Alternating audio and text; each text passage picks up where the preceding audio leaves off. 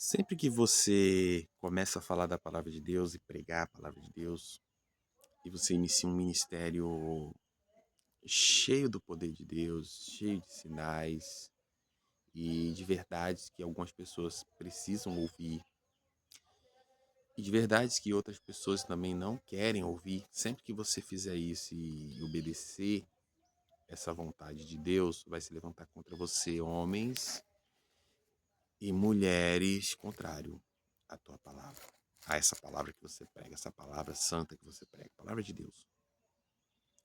E essas pessoas que se levantam contra você para tentar impedir você de pregar a palavra de Deus, eles são pessoas de dentro da igreja, né? São pessoas que servem a Deus.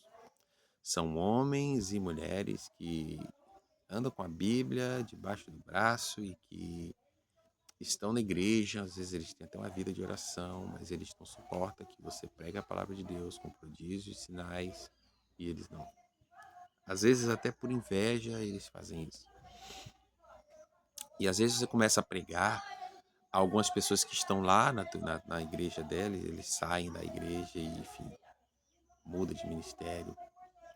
Eu não quero que você ignore que tem muito barulho aqui na chácara. A gente está na chácara, não tem um vizinho, tem gente ali conversando. Eu tentei vir para um lugar mais silencioso, o pessoal fala muito alto.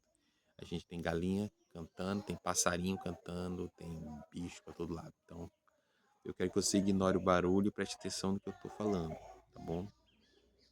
E você começa a pregar a palavra de Deus, as pessoas se levantam contra o teu ministério. Isso é contraditório, isso é espírito de contrariedade. Isso sempre vai acontecer e eles vão tentar de todas as formas condenar teu ministério, tá? E note que eles vão usar a palavra de Deus. Eles vão falar o seguinte, irmão, tá escrito em tal lugar isso, isso e isso, contrário ao que você está falando. E você sabe o que você está falando foi o Espírito Santo que te deu. E algumas pessoas precisam ouvir aquilo e elas sabem que o que você está falando é de Deus, aquilo é sinal de Deus, é prodígio de Deus. E quando você fala algo que algumas pessoas não querem ouvir, elas sabem o que você falou é de Deus, mas elas não queriam ouvir aquilo. Então elas se levantam com o espírito de contrariedade contra o que você prega, contra o que você fala, contra o teu ministério. E por que isso acontece? É porque Satanás não suporta perder território, perder aquilo que ele construiu ali, sabe? Ele construiu uma mentira, um engano na mente de algumas pessoas, de alguns homens e mulheres. Às vezes mulheres de Deus, ele não quer perder isso, não, irmão, de jeito nenhum. Então, o que eu falo? O diabo, ele não consegue, por exemplo, contra um crente, levantar um escândalo do crente fiel. Então, ele usa a Bíblia. Irmão, é muito simples identificar um falso profeta, um homem que está pregando mentira. É só você olhar para a vida dele, né? Eu duvido um espírito contrário, um espírito de contrariedade, um homem que quer pregar contra o teu ministério, ele fala o seguinte, olha, esse irmão está pregando, esse ele é adulto, ele não consegue fazer isso.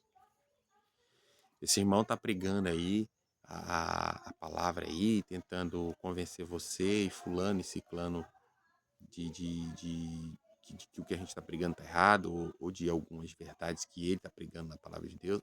Eu duvido ele falar o seguinte, esse homem aí, ele rouba, ele roubou, ele fez isso, ele tem escândalo X, escândalo Y. Ele não consegue. Porque o falso profeta, ele tem uma vida moral destruída, irmão. O falso profeta, ele tem um mau caráter a expor. Que pode expor, sabe, perfeitamente. O falso profeta tem isso.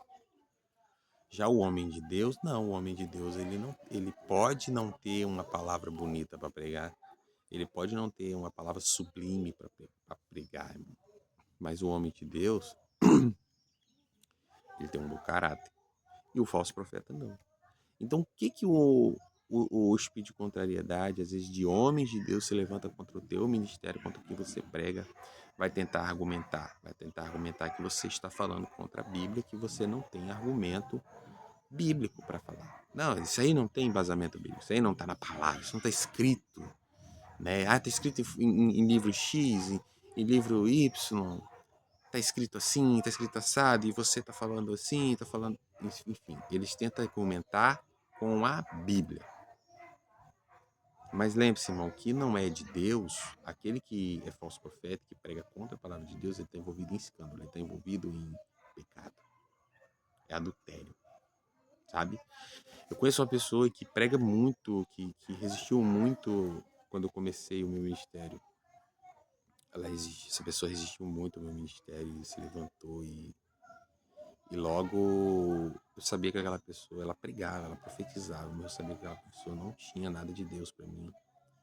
E tudo que ela tentava fazer contra o meu ministério, eu sabia que ia cair por terra, porque ela tinha uma vida de pecado. Então, o que vai identificar o falso profeta é a vida dele, a vida moral dele. E o que vai identificar o homem de Deus é a vida moral dele. Não adianta, irmão. Pode se levantar dezenas de homens falando contra o que você prega, contra o que Deus mandou você pregar. Mas o que vai fazer o teu ministério perecer é a sua vida moral. Se você tiver uma vida de pecado, você cai. Mas se você tiver uma vida santa, é só você continuar falando. Vamos ver isso na palavra de Deus? Vamos entender isso pela palavra de Deus? Vamos para Atos 6. Os apóstolos elegeram 7 discípulos, da multidão de discípulos, para serem diáconos e cuidarem das viúvas, dos órfãos, de pessoas que tinham necessidades diversas, doentes, enfim. Um deles era Estevão, o principal deles, vamos dizer assim. Estevão era cheio do poder de Deus, ele se destacou pela sua sinceridade, pela sua honestidade, pelo seu caráter divino, né? Então ele pregava e fazia sinais e prodígios e curas e milagres, enfim. Se levantou homens contra eles, homens de dentro da sinagoga, homens que estavam com a Bíblia na mão, tá? E o que aconteceu? Vamos ler aqui em Atos 6, o verso 8. Lê comigo um pouquinho aqui, se você puder. Estevão de poder, Estevão cheio de fé e de poder, fazia prodígios e grandes sinais entre o povo. Eu havia dito. Levantaram-se alguns que eram da sinagoga, chamados libertinos, e dos sirineus, e dos alexandrinos, e dos que eram da Cilícia, da Ásia, e disputavam com Estevão. Não podiam resistir à sabedoria e ao espírito com que falava. Então subornaram uns homens para que dissesse: ouvimos-lhes proferir palavras blasfemas contra Moisés e contra Deus. Eles foram para a Bíblia. Falaram: não, esse cara está falando contra Moisés e contra Deus. Eles não disseram: não, esse cara é um adúltero. Gente, esse cara aí que está pregando para vocês, ele rouba, né? Ele adultera, ele se reúne com bebedeiras, ele passa a noite na fornicação, finais de semana dele com homens beberrões. Não, eles não tinham isso para falar de Estevão. Eles falaram: não, ele está falando contra Moisés, contra a santa lei de Moisés. E esse era o problema. Aí que está o problema. Porque o espírito contrário, o espírito do diabo dos homens que pregam, né? O espírito do diabo nos homens que pregam, ele se levanta contra você, tentando usar a Bíblia para justificar que teu ministério não pode prosperar. Mas eles não levantam contra o teu caráter. Se o teu caráter for mau, eles têm um álibi. O diabo tem porta aberta onde tem mau caráter. Mas se o teu caráter é genuíno, se você tem fruto do Espírito, eles não têm como se levantar contra você. Então eles usam a Bíblia. Está escrito. Está escrito em tal lugar, está escrito em aquele lugar X, e está falando isso e você está falando o contrário. Irmão, o que está escrito, Deus sabe o que está escrito. Agora, o que Deus colocar no seu coração, não tem demônio que vai derrubar você. É só você continuar pregando. É só você continuar falando. O que está escrito, eu sei. Eu conheço a Bíblia. O que está escrito, você sabe, você também conhece a Bíblia. Você conhece todos os temas polêmicos da Bíblia, o céu, o inferno, o pecado, a graça, a morte, a vida. Você conhece esses temas todos. Mas aí os caras começam a achar versículos que eles nunca pregam na igreja, mas eles acham versículos para tentar contrariar o que você prega. Jogar por terra o que Deus está mandando você pregar. O que eu quero que você entenda? Eu quero que, independente do que falarem contra você e contra o seu ministério, eu quero que você continue a pregação. Eu quero te encorajar a continuar falando do que Deus mandou você falar. Quando você dormir, Deus te der sonhos proféticos, você levanta de manhã, ora, interpreta e continua a sua pregação. Prega o que Deus mandou, não desanima. Ah, não, mas está escrito em tal lugar. Não, está escrito em tal lugar, mas que Deus mandou pregar, eu vou pregar. Porque depois, com calma, o Senhor vai te dar sabedoria para você interpretar o que está escrito. Irmão, tem coisa que está escrito aqui que é pregado há dezenas e dezenas, centenas de anos. E hoje, nos dias de hoje, surgiu interpretações novas do que está escrito. Por quê? Porque as pessoas elas acreditam que a sabedoria delas, que o estudo delas, coloca Deus dentro de uma caixinha. Elas acreditam que o que elas estudou e o que elas aprendeu obriga Deus a obedecer, sabe? E às vezes o que está escrito ali tem significado totalmente diferente do que ela está pregando a vida inteira. Dias atrás você não podia ter televisão na sua casa porque era pecado. As mulheres têm que usar, em algumas igrejas até hoje, usar saia, porque se você usar calça jeans ou calça comprida, você está usando roupa do homem, você está em pecado. Os homens não podem usar bermuda, porque está em pecado, você pode jogar bola. Sabe? E você sabe que isso é uma tolice, porque hoje tem todo mundo tem um celular, e o celular é muito mais informativo, te leva a lugares muito mais longe do que a televisão levava. Quantas mulheres com saia no pé caiu em pecado? Quantos homens de terno e gravata com a Bíblia debaixo de cima do púlpito caiu em adultério? Eu já vi pastores cair em adultério com mulheres que eram dirigentes de círculos de oração e mulheres que diziam que tinham o poder de Deus e oração, a vida de oração, e caiu. Não é porque tem vida de oração que não cai em pecado, cai em pecado. Sabe, irmão? Então não é o que você veste, não é o que você... Ah, esse irmão aí ele não pode pregar porque ele tá de bermuda, ele tá falando da palavra de Deus, mas tá de bermuda. Isso é uma bobagem. Ah, essa irmã aí não pode pregar porque Deus não deu autoridade, Deus não deu ministério pra mulher. Não é isso? Deus não deu um ministério pra mulher. E aí a mulher vem cheia do poder de Deus e abre a boca e fala coisas inefáveis. Parece que Deus está submisso ao que os homens dizem, né? Parece que Deus está submisso ao que nós pregamos. Parece que Deus se batizou, aceitou Jesus e está se congregando na nossa igreja. Então onde já se viu isso, irmão? Deus não está submisso a homem, não. Deus é Deus. Deus fala o que ele quiser, ele prega o que ele quiser. Deus não segue protocolos. Que você tem que entender que os pilares do reino de Deus é a misericórdia, a justiça e a fé. Deus não está debaixo de regras. Deus pregou contra as regras.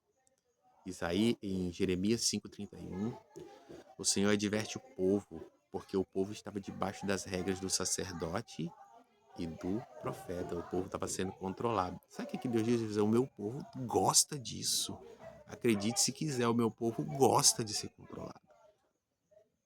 Deus não quer isso, não. Colossenses 2, do verso 4 ao 23, Paulo adverte sobre o espírito de controle dentro da igreja. Espírito de controle, as falsas doutrinas que se ergueram para controlar os fiéis, para dizer o que o fiel pode ou não pode. Isso não é de Deus. Então pregue, irmão. Se você tem palavra para pregar, pregue. Não deixa ninguém se levantar contra teu ministério e tentar atrapalhar aquilo que Deus te deu, aquilo que Deus mandou você fazer. Vão usar a Bíblia, vão usar versículos, vão usar palavras santas para tentar confrontar o que Deus mandou você pregar. Eles não vão falar do teu caráter porque eles não têm o que falar de você. Mas eles vão tentar falar com a Bíblia na mão do que Deus mandou você pregar. E se você continuar falando, eles vão cair por terra cedo ou tarde. Eu deixo essa mensagem. Se você estiver comigo aí, você curva a sua cabeça e ore comigo, Pai.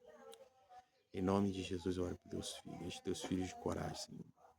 Pai, derrama sobre os teus filhos unção, poder, virtude, e que eles saiam daqui cheios do Espírito Santo. Pai, eu encorajo teus filhos a manter a obediência e pregar a tua palavra.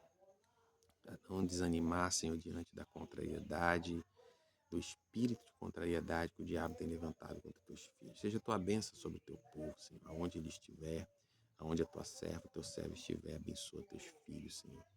Dá sabedoria e revelação. Que os teus filhos não sejam ligados a ti, Senhor, pelo que tu pode oferecer, mas porque tu é bom. Seja a tua bênção sobre todos nós, Pai, em nome do Senhor Jesus. Amém, irmão? Amém. Aonde você estiver, Dê glória a Deus. Continue ministrando, pregando a palavra de Deus nesse dia abençoado, nessa manhã abençoada. Seja a bênção do Senhor sobre você, sobre a tua casa. Fica na paz. Até mais.